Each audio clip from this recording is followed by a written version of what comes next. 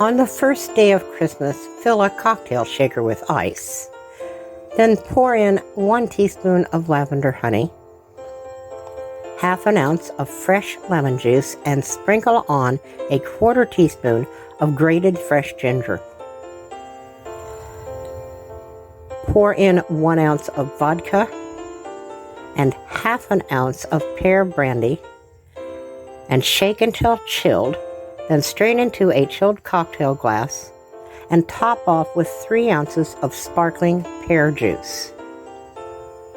Now slice a pear to look like a partridge, put that on your martini, and you're ready to enjoy the Partridge in a Pear Martini, created and brought to you by MartiniDiva.com. Christmas cheers, my dears.